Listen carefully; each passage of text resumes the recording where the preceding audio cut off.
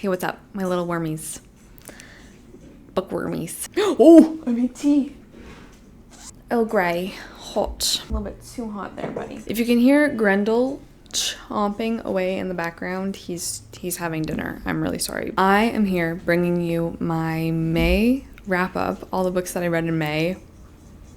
Interesting month. I have some interesting books to tell you about. You know the drill.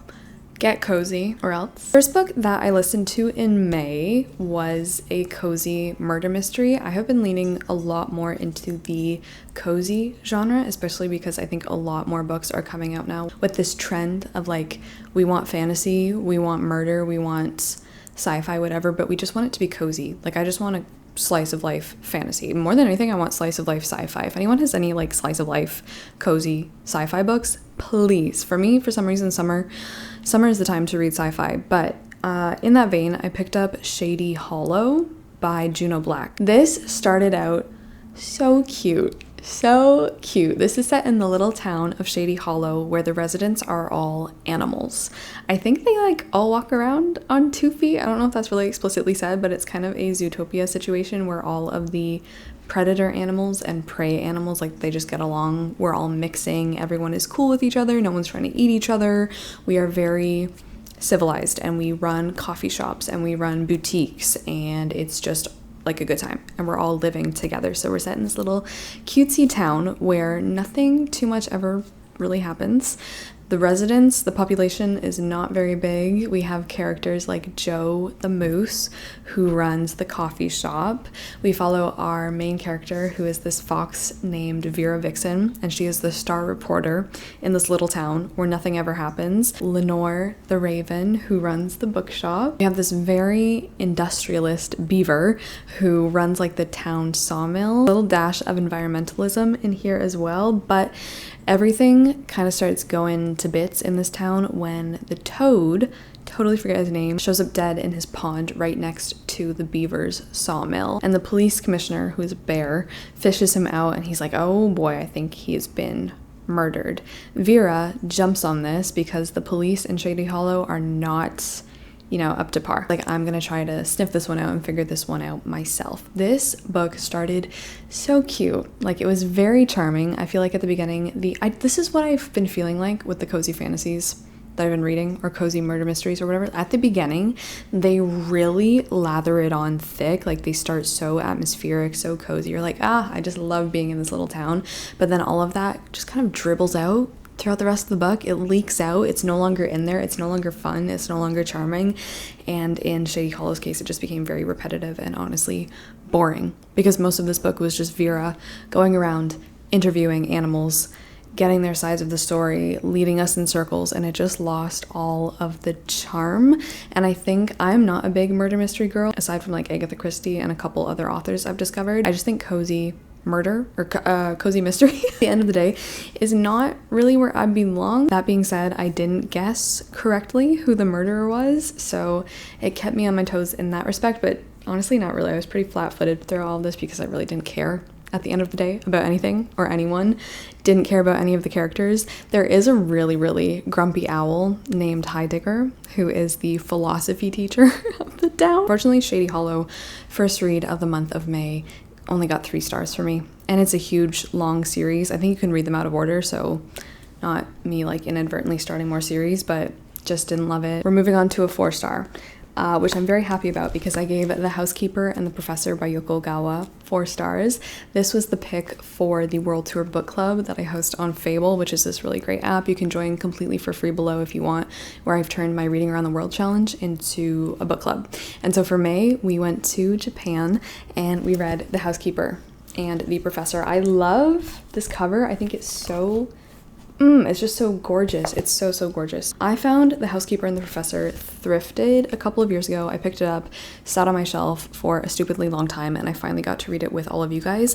The consensus, pretty much unanimous, is that this was a smashing hit. Scroll through everybody's ratings and reviews on Fable, and it seems like you guys like loved it to pieces. Mostly 4 stars, a lot of 5 stars. It went over really well with everyone, so take from that what you will. This is a very touching, quiet story. Follow this housekeeper who's worked kind of odd jobs all of her life. Well, she's been taking care of her son and she's been working as a housekeeper for a little bit, but then she gets a posting for this man to be a professor's housekeeper, even though he has already run through like 10 or something different housekeepers, so like no housekeeper really keeps his job for that long, but the pay is great. So she goes and sees what's up, and she finds out that the professor she is housekeeping for only has 80 minutes of working memory. So every 80 minutes his brain resets like clockwork, because years ago he was in a tragic car accident, took the life of his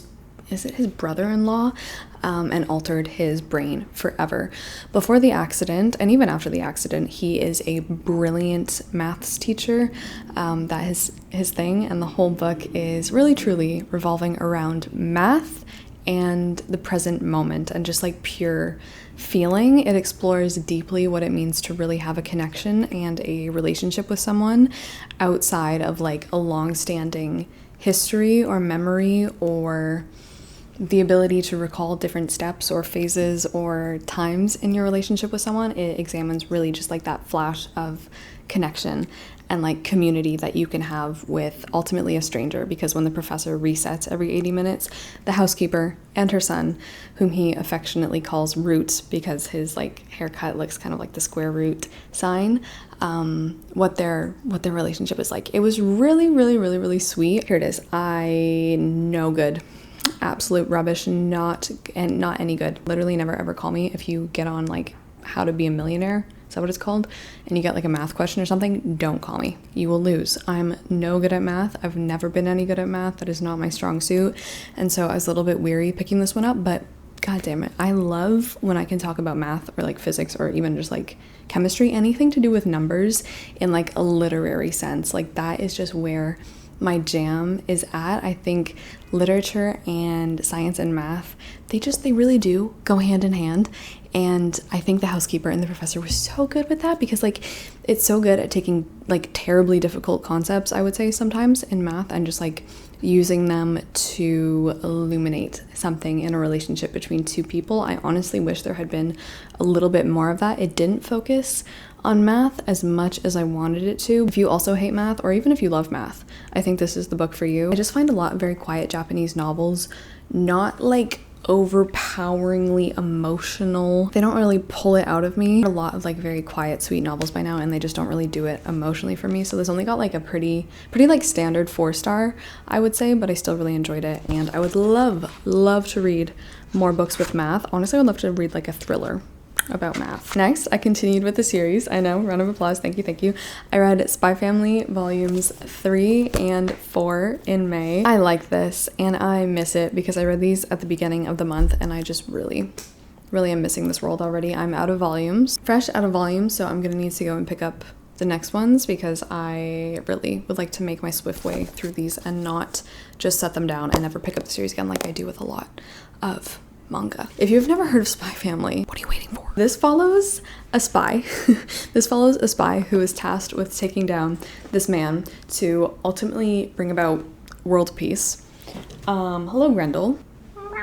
And to do so, he has to fling together this fake family. So he adopts this daughter from an orphanage. No merci. He finds this woman who is willing to be his fake wife because she is an assassin, and she kind of wants a cover story for herself as well, because they live in a very suspicious country where it's just like better if there's no reason to suspect you of like being a spy for the other country, like Twilight, our guy is. So anyway, he gets a family together. They try to get their fake daughter, Anya, who is also a telepath, into this very elite, prestigious school so she can get in good with the kid who is the son of Twilight's target. It's really sweet. It's really funny. I gotta say, I love volumes 1 and 2, and then I picked up volume 3, which is a lot about the wife's brother. Didn't really love volume 3, but then volume 4 I picked up right afterwards, and I was like, okay, I am back in it. I love this. As you can tell by the cover, maybe they get a dog in their life, and I just really loved this one. This was sweet. So yeah, I'll definitely be continuing. This was probably like 3-star. This is 4-star. Cannot wait to keep reading these. Really truly, they just put a smile on my face.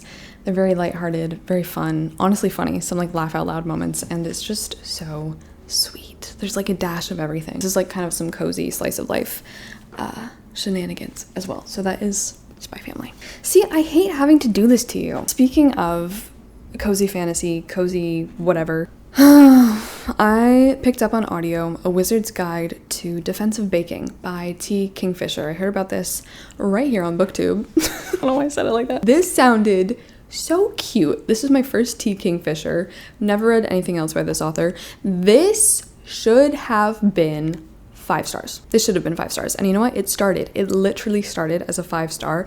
It's just like, you know, some people are like, oh my god, you're so cool, and then you get to know them and you're like, you have disappointed me beyond measure. I can't emphasize to you enough how much when I started this, I was swept off of my feet. I was charmed beyond belief. I was put under a spell. I was obsessed with this. Like, truly, the first like 5-6 chapters, this was everything I wanted it to be. So let's start there, because this is about Mona, who lives in kind of like this fantasy Venice almost, I want to say. It's a city full of canals and water and tight streets and a lot of history. And in this world, there are wizards, magic people. She is one of those people technically, but she has very, I guess, very specific, not really useful in a lot of people's minds, skill, magic. And that is that she can work her magic on dough and bread and baking. So she works at her aunt's bakery. She is an orphan. She's just living her life, making really freaking good bread and like just serving customers. And she's got this cute little community around her, her familiar, because all wizards are like magic, whatever you want to call them, they kind of have a familiar. Hers is a sourdough starter named Bob, who lives in a bucket in the cellar, and he's very aggressive and bubbly,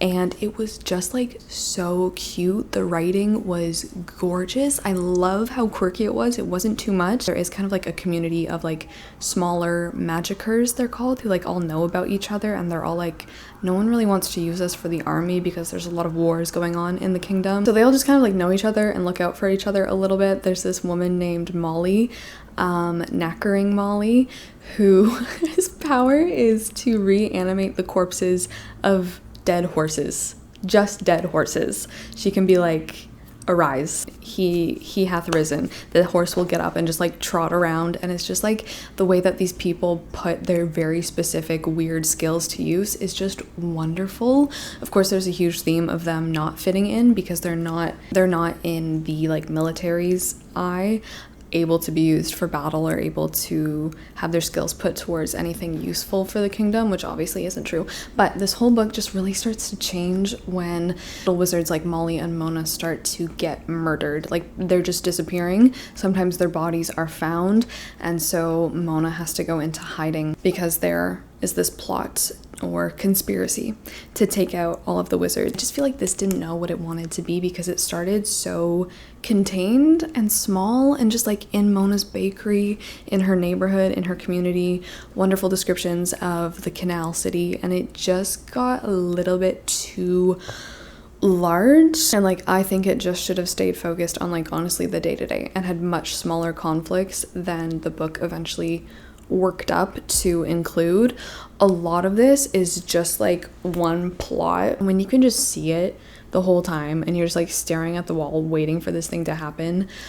It's not fun and it's not exciting, and this book went in circles. I love the themes that it explored. The writing was wonderful, it's just the plotting and the pacing was off, and I just got so bored. Really sad that this just got a meh 3 stars because I should have loved this, but it does make me really excited to check out other stuff from T. Kingfisher. Tea is hot, and so was some of this book, but most of it was not. In May, I also picked up Sea of Ruin by Pam Godwin. I feel like there's not even really a plot. Plot? What plot? It's floppy. Let me start by saying this is a supremely dark romance. I knew a little bit what I was stepping into, but honestly not really. So much of this is so dark, not even just in the romance, but just in like everything. Like, Pam Godwin was like, we're gonna go to what year does this start? 1714, and the pirate era, and we're gonna tell you just how messed up so much of it was. So I did enjoy that aspect. I think this started out pretty strong. Like, I was like, oh, okay, we're getting a plot. We're actually getting a plot. I'm caring about our characters. We follow Bennett at the beginning of the novel, who is this young girl at the start who just kind of wants her mother and her father to get back together because her father is like the most wanted pirate captain on the seas, and her mother is this very upright, stern English noblewoman who has left England to go and settle in the United States before it's the United States, where Bennett lives. But Bennett does not really want to acknowledge her like noble status. She wants to go and live with her father on his pirate ship and be a pirate. I think this could have been so good, number one, if we had like more plot. Also, if it just wasn't so dark. The whole book was saturated with just like endless suffering, really truly endless, dark, violent suffering, mostly just on the part of Bennett. Many years later, she does eventually become a captain, and she's wanted for piracy. She fears neither God nor death nor man except for Priest. He's not a priest. Priest is just his first name. He is kind of known as the most liberal of the libertines, god of chaos, whatever. He's also a pirate, and he is hunting her down for, I guess I can't say because it's kind of a reason. That is a spoiler. Bigger problem than Priest is, what is his name? Ashley, who is a pirate hunter, and he is hunting like both of them. A twist at the end that I did really like, but Grendel, no, you can't go up there. If you can hear little cat sniffing the mic. Do you have something to say? So much of this is just pure violence, like horrific violence, like stomach curdling violence, and then immediate smut, which is not like the best thing ever. Apparently this is a series, but this came out a little bit ago and I've not heard anything at all about the next one. 5-star of the month, favorite book of the month, Fellowship of the Ring by Tolkien. Oh my goodness. This is a reread for me, but I haven't read it in so many years. This is comfort, this is joy, this is love, this is happiness. I just love this. I ate this up. I read this so slowly and I had the best time ever. I don't think I really need to say what this is about, but I do have a whole vlog up now about reading just the first book, and I'm currently in the middle of The Two Towers. It's really just an experience. I love Tolkien's writing. I love his nature writing. I love his environmental advocacy, and it was just so good. I'm extremely biased, so I have not one bad word to utter about Fellowship of the Ring. It was slow. I loved that it was slow. It was meandering. I love that it meandered. I would follow this book anywhere. I would have gone with you to the end, into the very fires of Mordor. Very hard for me to choose, I think, whether I like the books honestly or the films better, so I'm just not gonna choose. I like them in different ways. I was not expecting Gandalf to, I think he's turning out to be my favorite character in the books, actually. I just love him. I love how sassy he is. I love his lines the most. I think he is wonderful. Gorgeous writing. I love the themes of memory. Especially near the end of this book, there's such a theme of memory, especially connected with land and traditions and heritage and like just learning from the past and like remembering everything. And it continues in the second book with the ends. You can look at this with such an eco-critical gaze, and it is wonderful. So that is Fellowship of the Ring. If you have never read Lord of the Rings, now this is your sign. Like, please do it if you've ever wanted to pick it up.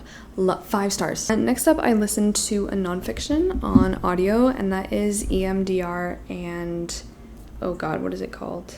Somatic Psychology, I think, by Ariel Schwartz.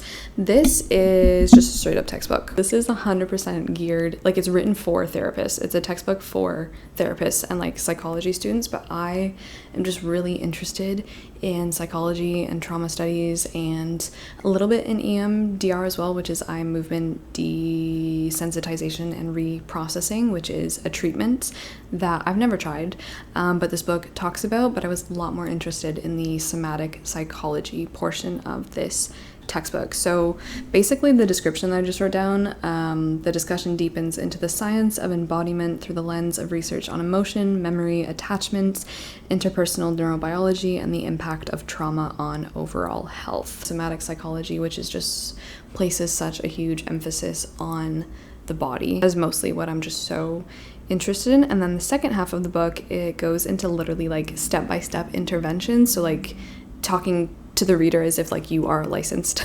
therapist and you're going to be sitting down with a client. Provide support for therapists and clients who want to build somatic awareness through experiential explorations that incorporate mindfulness of sensations, movement, impulses, breath, and boundaries.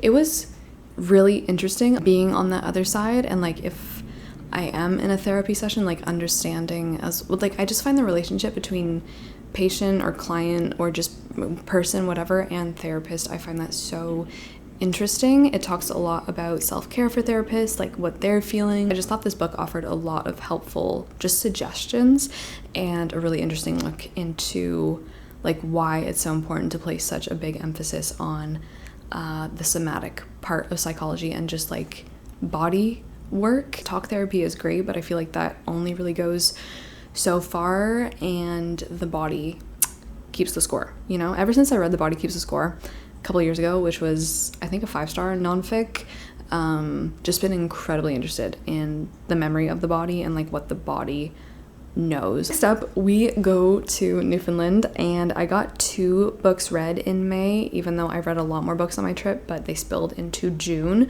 So I was looking for audiobooks because I was a little dumb and didn't actually bring, I should have brought more books with me on my trip. I went on Libby and I just searched in Newfoundland to see if there were any books about the province that I could read, and the only one that came up, well, there were other ones, there were like nonfiction ones that came up. I found a book of poetry and I was like, okay, let's give this a go. So I listened to The Grey Islands by John Steffler, who is a Canadian poet. I think he was poet laureate for a little bit. Let me just say, don't listen to the audio. Don't do it.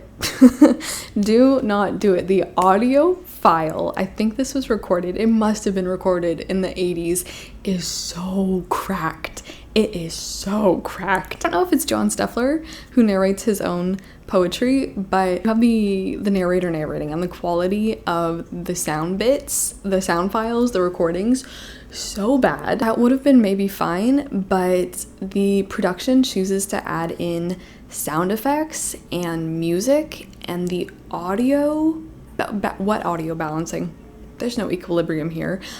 We would have sounds of seagulls piercing your eardrums. Okay, we're trying to listen to this guy recite his poetry, and you just have like in your ears, and it's so, I couldn't hear what he was saying. When the seagulls were on, I could not hear what he was saying. On top of that, they inserted a lot of like ocean wave sounds, but not like tranquil like waves. No, it was like drop down, snap. It absolutely ruined it. So the review is a little bit biased, but I honestly just generally did not enjoy The Grey Islands. This combines a number of different prose and poetry styles, which I really love in poetry collections, but essentially the speaker, most of the poems and the poetry and the prose and the journey that we're going on throughout the collection, that is The Grey Islands. He is a father and a fairly new graduate. He's been working in urban planning and city planning, like that is his degree. So he moves to Newfoundland with his family because he gets a job there as a city planner in a pretty rural place. It was just really, I think, the main thing that I struggled with, because it's great to listen to poetry. I think that's my main way, my primary way that I would like to consume poetry is by listening to it.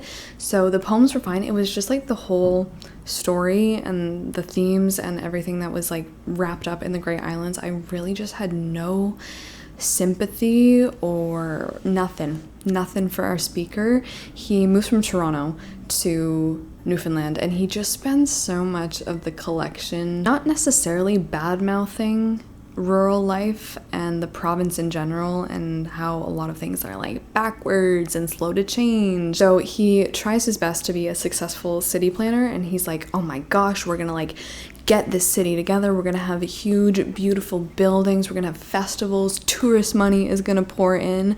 But the reality is very different. The townspeople are literally like, our number one issue is that the bears keep invading and ransacking our garbage dump, and you have to do something about that. He just gets beaten down because he just perceives, I just don't like it. He just perceives their issues as commonplace and like not worth anything. And so much of this is him grappling with like this disappointment in himself and his marriage and his family and his job and the way that he's living. Eventually he finds out that he can't move back to Toronto. Each of this is just him being like, oh my gosh, I miss the streets of downtown Toronto. And as someone who like is very much the opposite of the speaker and just like wants to get into that wilderness and wants to have the problems that these people are facing rather than the problems of someone living in the city in that urban setting, I was just very fed up. He kind of starts to have a midlife crisis, and then a lot of the poems start to delve into him deciding to go and stay on the Grey Islands, which are on the northern peninsula of Newfoundland, and they are abandoned. No one lives on them. At one time some people did, no longer. And so he goes and he's like, I'm just gonna go on this quest to like find myself. This collection is about this like foreigner, this outsider, this like outcast, this exile that he calls himself, to the province of Newfoundland, trying to integrate himself into life there, trying to appreciate it and like see what the people who live there see.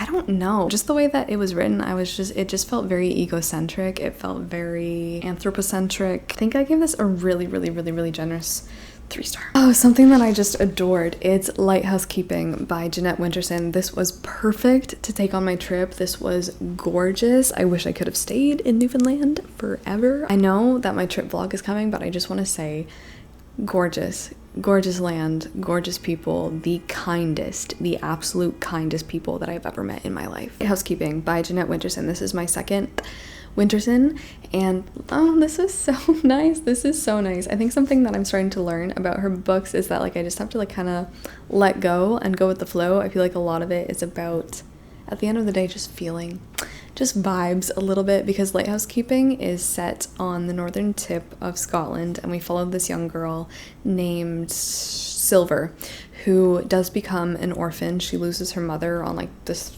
3rd or 4th page of the book.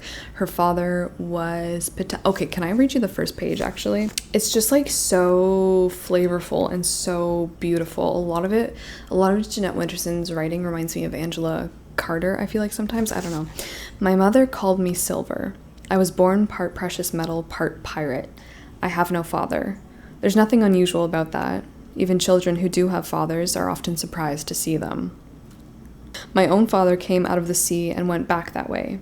He was crew on a fishing boat that harbored with us one night when the waves were crashing like dark glass. His splintered hull shored him for long enough to drop anchor inside my mother. Shoals of babies vied for life.